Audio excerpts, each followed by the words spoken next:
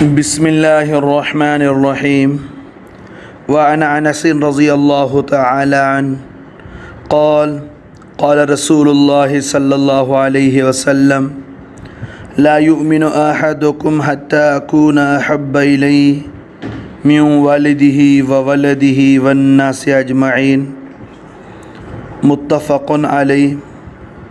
انس رضی اللہ تعالیٰ عنہ فرماتے ہیں کہ پیغمبر علیہ الصلاۃ والسلام نے فرمایا، تم میں سے کوئی شخص اس وقت تک کامل مومن نہیں بن سکتا جب تک میں اس کو، اس کے باپ، اس کی اولاد، تمام لوگوں سے زیادہ محبوب نہ ہو جاؤں۔ بخاری اور مسلم دونوں میں یہ روایت موجود ہے۔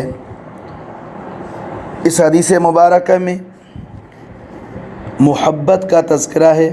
ایک تو طبعی ہے، جیسے اولاد کو باپ کو اولاد کی محبت، اور اس محبت کی بنیاد طبعی وابستگی، فطری تقاضا ہوتا ہے، اور عقلی خارجی ضرورت اور دباؤ کا دخل نہیں ہوتا۔ اس کے برخلاف ایک محبت عقلی ہے جو کسی طبعی فطری وابستگی اور تقاضے کے تحت نہیں ہوتی، بلکہ کسی عقلی ضرورت و مناسبت اور خارجی وابستگی کے تحت کی جاتی ہے، جس کی مثال مریض اور دوا ہے۔ یعنی بیمار شخص کو دوا اس لیے پسند نہیں ہوتی کہ دوا کا لینا ذرا اس کی کڑواہٹ اور تلخی کی وجہ سے طبیعت پر گراں ہوتا ہے، لیکن چونکہ اس کو اپنی بیماری ختم کرنا مقصود ہوتی ہے، صحت عزیز ہوتی ہے، تو دوا استعمال کرنی ہوگی۔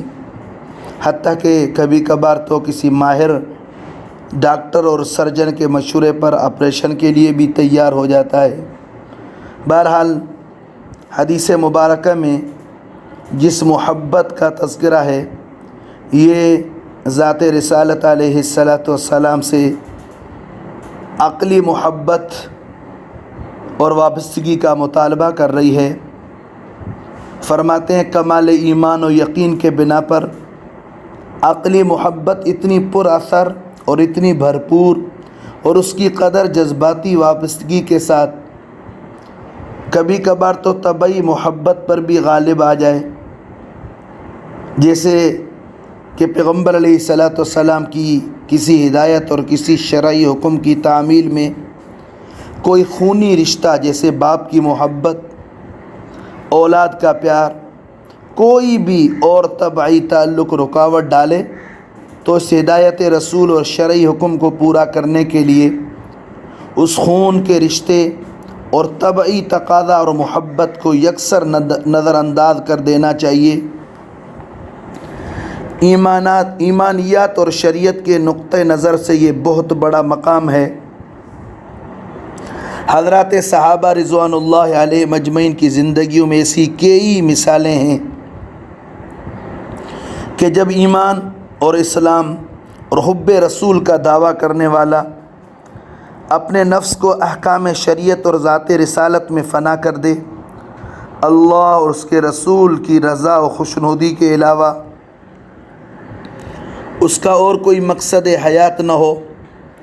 مثال کے طور پر پیغمبر علیہ الصلاۃ والسلام کا فرمان بدر کے اندر پھر نظر آتا ہے ہمیں کہ عتبہ ایک طرف کفار کے سرداروں میں اس کا شمار ہے، اور دوسری طرف ابو علقمہ رضی اللہ تعالیٰ عنہ، ابو حذیفہ رضی اللہ تعالیٰ عنہ، اسی طرح ایک طرف احد کے اندر ابو عامر راہبی، اور دوسری طرف حضرت حنظلہ رضی اللہ تعالیٰ عنہ۔ بہرحال اس طرح کی کئی مثالیں جن کے اندر پیغمبر علیہ الصلاۃ والسلام کے حکم کو مقدم کرنا۔ فرماتے ہیں کہ اس حدیث مبارکہ میں محبت چونکہ کبھی کبھار عظمت کی وجہ سے، جیسے والد کی محبت اولاد کی دل میں، تو यहाँ म्यूँ वालिद ही का ذکر فرمایا.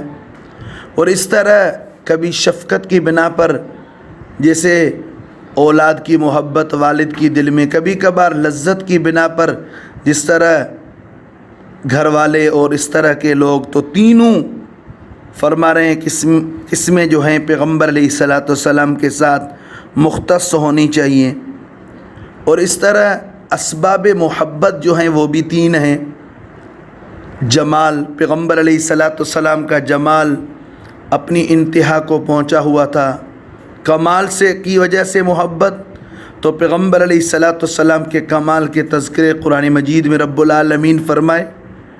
اور تیسرا یہ کہ کوئی احسان کرے، منعم کی منعم علیہ، یعنی جس پر احسان کیا گیا ہے اس کے دل میں محبت ہو جاتی ہے. فرماتے ہیں کہ پیغمبر علیہ الصلاۃ والسلام کے طفیل تو یہ ہمیں دین میں عمل قلیل اور اجر کثیر کی سعادت ملی.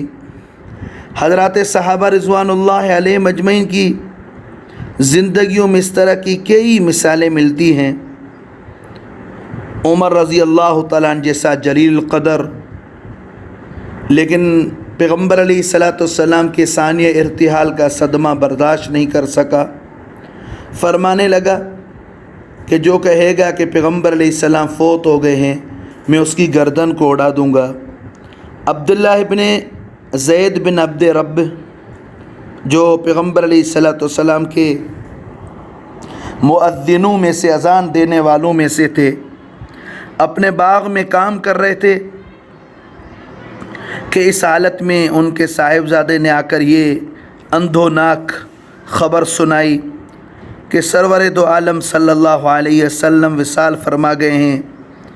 عشق نبوی سے سرشار، محبت رسول سے سرمست یہ صحابی اس جان گداز خبر کی تاب ضبط نہ لا سکے.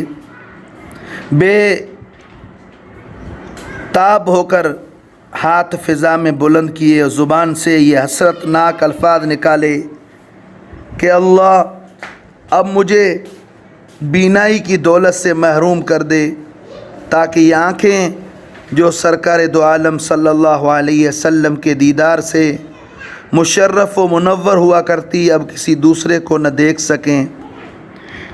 صرف زبان کے دعوے محبت اور عشق کے نہیں تھے، بلکہ عمل کے اعتبار سے مال ہو، اولاد ہو، حتیٰ کہ اپنی جان کی بھی پرواہ نہیں کر رہے. کئی اس طرح کے واقعات حضرات صحابہ رضوان اللہ علیہ مجمعین کی زندگیوں میں، پھر تابعین، تبع تابعین، اولیاء اعظام کی زندگیوں میں. بالفاظ دیگر کوئی شرعی حکم اگر اولاد رکاوٹ ڈالے تو بھی شریعت کے حکم کو مقدم رکھنا چاہیے. والدین کی طرف سے کوئی آزمائش آئے، وَإِنْ جَاهَدَاكَ عَلَىٰ أَن تُشْرِكَ بِي مَا لَيْسَ لَكَ بِهِ عِلْمٌ فَلَا تُطِعْهُمَا کی مصداق بنے کہ بھئی شریعت کو ہی ماننا ہے، ان کی اطاعت نہیں کرنی، شریعت کی ہی اقتداء کرنی ہے، اتباع کرنی ہے.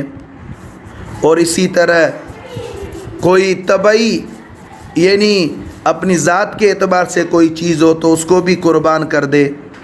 دعا کریں اللہ تعالی ہمیں بھی اس درجے کی محبت نصیب فرمائے اللہ اور اس کے رسول سے. یہاں چونکہ پیغمبر علیہ الصلاۃ والسلام کا تذکرہ ہے. السلام علیکم.